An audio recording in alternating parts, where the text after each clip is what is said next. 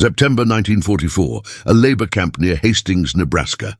Hauptmann Friedrich Weber stood at attention in the pre-dawn darkness, waiting for the American trucks that would transport his detail to the day's work site. He was 32 years old, a career Wehrmacht officer who had commanded a panzer company in North Africa until his tank had been destroyed and his crew captured in the final collapse of German forces in Tunisia. He'd spent 15 months as a prisoner of war now, first in processing centers on the East Coast, then transferred to this agricultural labor camp in the American heartland. The work was farm work, harvesting corn, shocking wheat, preparing fields for winter.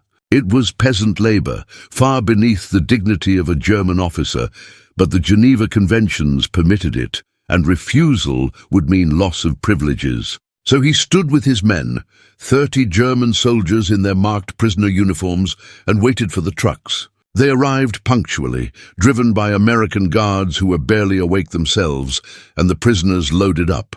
The drive through the Nebraska countryside was conducted in silence, the Germans watching the endless flat fields stretch to the horizon, the Americans drinking coffee from thermoses.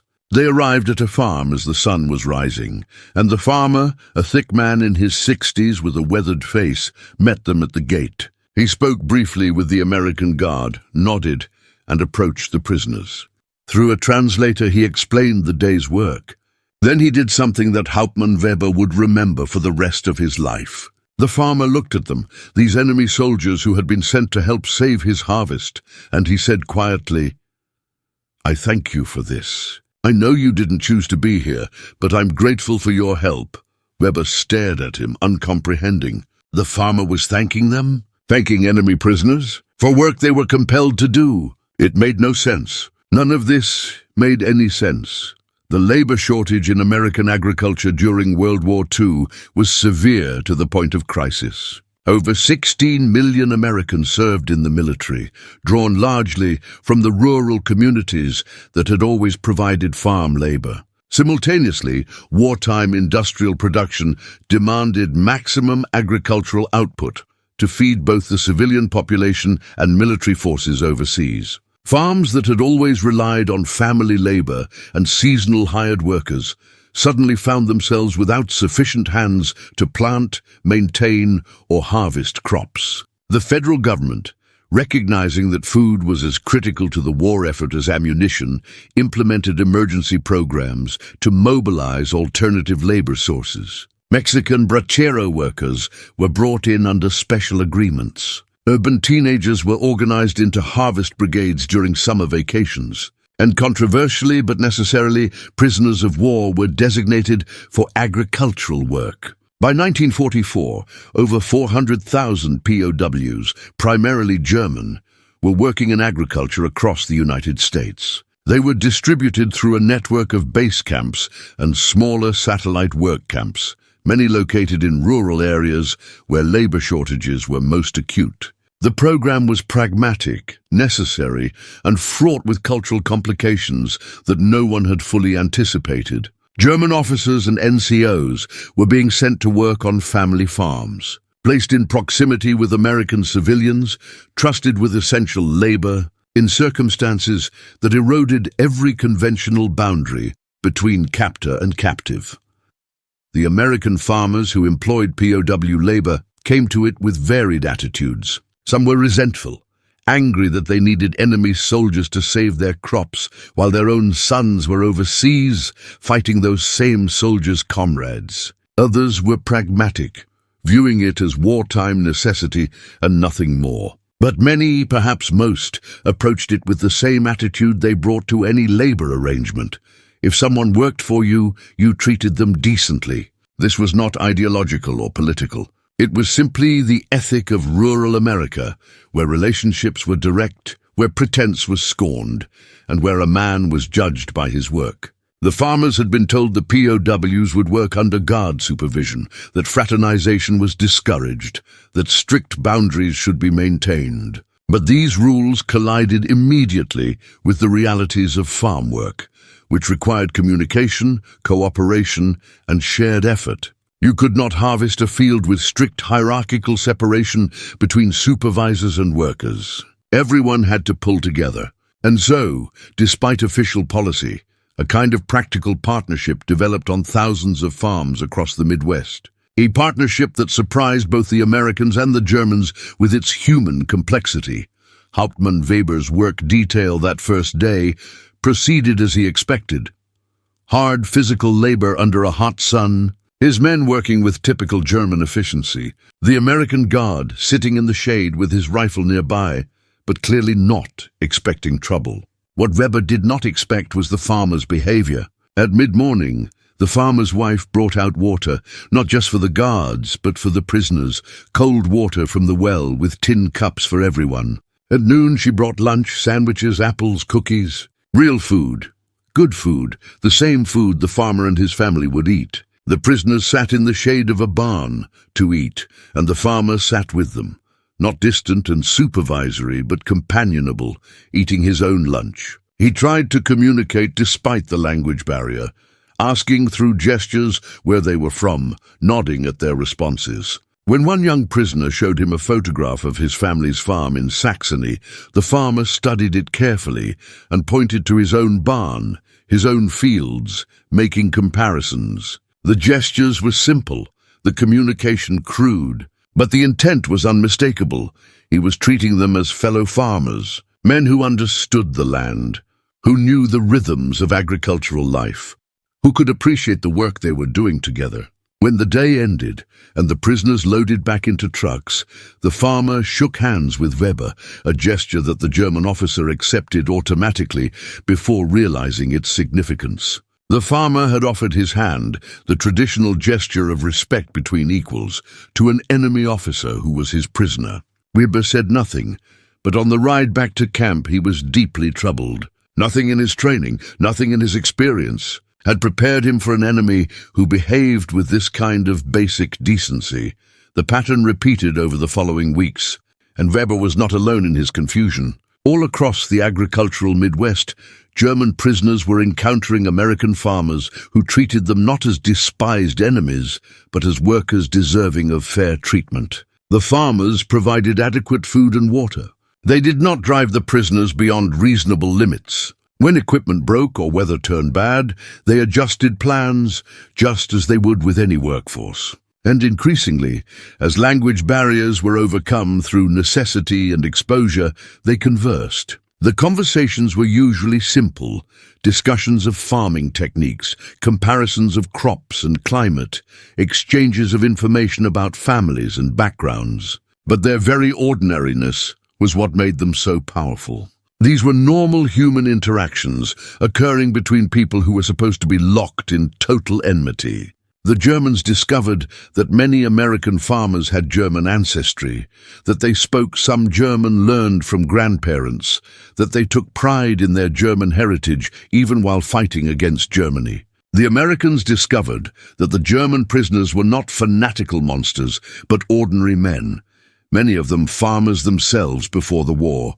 caught up in events beyond their control. These discoveries did not erase the reality of the war or the crimes of the Nazi regime, but they complicated the narrative of absolute enmity, introduced shades of grey into a conflict that was supposed to be starkly black and white.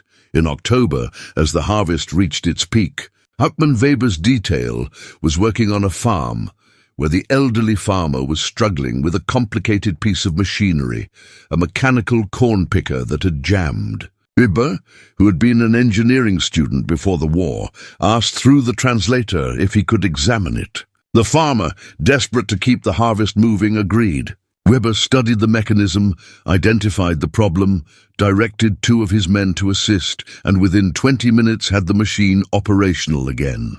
The farmer, who had been facing the prospect of hours of downtime and potential crop loss, stared at the repaired machine and then at Weber. He said something in rapid English that the translator rendered as, "Son, you just saved me $1,000 and a week of work. I don't care what uniform you're wearing, that's damn fine work." Then he insisted, over the translator's protests about fraternization rules, on giving Weber and his men each a slice of apple pie that his wife had baked. They stood in the field eating pie, German prisoners, and an American farmer. And the absurdity and humanity of the moment was so overwhelming that Weber found himself laughing, actually laughing, for the first time since his capture.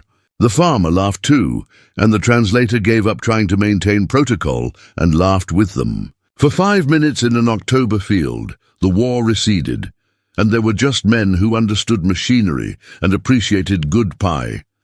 These moments accumulated over the months, small human connections that violated every rule and every assumption about how enemies were supposed to relate. German prisoners learned the names of farmers' children, saw their photographs, heard stories about sons serving overseas. Farmers learned about the prisoners' families, their farms back in Germany, their hopes to return and rebuild when the war ended. There were limits, of course. The guards enforced boundaries when they became too porous. The prisoners maintained military discipline among themselves. The farmers never forgot that these were enemy soldiers. But within those limits, a kind of relationship developed that was remarkable for its sheer normality. One American farmer wrote to his son serving in Europe, "We've got German prisoners working the harvest this year. Strange thing is, they're good workers, respectful and not so different from our own boys. Makes you wonder what this is all about, though I know we've got to see it through. But I'll tell you, when young Schmidt fixed the tractor yesterday and I thanked him, and he smiled and said in broken English, 'Is good.' And I saw a kid who should be on his own family's farm, not here as a prisoner. War makes no damn sense up close. Even when you know it's necessary, the end of the harvest season brought another unexpected moment for Hauptmann Weber, the farmer whose machinery he had repaired, approached the American guard and asked if he could speak to the German officer. Through the translator, the farmer said that the harvest had been saved, largely due to the prisoners' hard work, that he wanted to acknowledge their contribution, and that he had spoken to other farmers in the area who felt the same way. They had pooled resources to provide a gift, several cartons of cigarettes, chocolate bars, and other canteen items that they knew the prisoners valued. It was not payment beyond the wages the prisoners already received through official channels. It was a gesture of appreciation, farmer to farmer, for work well done. The American guard, uncomfortable with the situation but unable to find a specific regulation being violated, allowed it. Weber accepted on behalf of his men, thanked the farmer formally, and returned to the truck. He said nothing during the ride back to camp, but that evening he gathered his detail and distributed the gifts. Then he spoke carefully, knowing that some of his men were committed Nazis who would report any defeatist sentiment. "We have been honored by our enemy," he said. "They have thanked us for our work. They have treated us with respect. This does not change the war. This does not change our duty. But it should make us think carefully about what we were told about America and Americans. They are not what we were told. Perhaps nothing is what we were told. I say nothing more. Each man must think for himself." The broader psychological impact of these agricultural labor experiences rippled through the POW population in ways that American authorities only gradually recognized. Prisoners who worked on farms were exposed to American rural life in its most authentic form. They saw small towns that were prosperous, clean, and peaceful. They saw farms that were productive without slave labor or military coercion. They saw families that lived well, with automobiles and telephones and electric power, luxuries that many Germans had never known. They saw a society that functioned democratically at the local level, with elected officials and community decisions made through discussion rather than diktat. And perhaps most importantly, they saw ordinary Americans treating them, enemy prisoners, with basic human decency, not because they were forced to, but because that was how they chose to behave. These observations corroded the ideological foundations of Nazi propaganda more effectively than any re-education program could have done. The prisoners could see with their own eyes that America was not a degenerate plutocracy on the verge of collapse. It was a functional, prosperous, powerful society that waged total war while maintaining its citizens' quality of life, and it did so while extending at least minimal consideration, even to its enemies. How was this possible if everything they had been taught about racial superiority and the weakness of democracy was true? Hauptmann Weber returned to Germany in 1946, repatriated to a country that was destroyed, occupied, and beginning the long, painful process of confronting what it had become. He never spoke publicly about his time in Nebraska, never wrote about it for publication, but he kept a diary, fragments of which survived and were donated to a historical institute by his daughter decades after his death. In one entry, dated November 1944, he wrote, "Today Herr Miller thanked me again for helping with his harvest." He shook my hand. His hand was rough from work, like my father's hand. He asked about my family's farm. I told him we grow rye and potatoes. He nodded and said, "That's hard country, that we must be tough people." He meant it as a compliment. He respects us, even though we are enemies, even though we represent everything he is fighting against. I do not understand this. I was taught that the inferior races would crumble before German might, that they lacked the will and the racial character to resist us. But we are the ones in the prisoner compounds. We are the ones who were defeated. And this American farmer, who should despise us, thanks us for helping him harvest his corn. Either everything I believed was a lie, or the world is far more complicated than I was told. I suspect both are true. I do not know how to live with this knowledge, but I must try. That struggle to reconcile experience with ideology, to integrate the evidence of American decency with the propaganda of American degeneracy, played out in thousands of individual German prisoners. Not all of them changed their minds. Some maintained their Nazi convictions and returned to Germany unrepentant. But many, especially those who had worked closely with American farmers and who had experienced extended human contact across enemy lines, came home with doubts they could not suppress. They had been thanked by the enemy for their work. They had been treated as human beings by people who had every right to treat them as monsters. They had seen that the American system, for all its flaws, produced a society that was strong and decent and capable of winning a total war without abandoning its fundamental values. These were not abstract lessons learned from lectures. They were concrete experiences, embedded in memory, resistant to reinterpretation. And they became, in the post-war years, part of the foundation on which a new Germany was built. A Germany that rejected militarism and embraced democracy, not because it was forced to, but because enough Germans had seen, with their own eyes, that there was a better way. The American farmers who thanked German prisoners for helping with the harvest had no idea they were participating in something larger than agriculture. They were just being themselves, doing what seemed right and decent and natural. But their small gestures of respect and gratitude became, unexpectedly, weapons of ideological warfare more powerful than any bomb, planting seeds of doubt that would blossom into rejection of the totalitarian past and embrace of a democratic future. That is the strange and profound legacy of those harvest seasons, when enemies worked side by side in American fields and discovered against all expectations and all propaganda their shared humanity.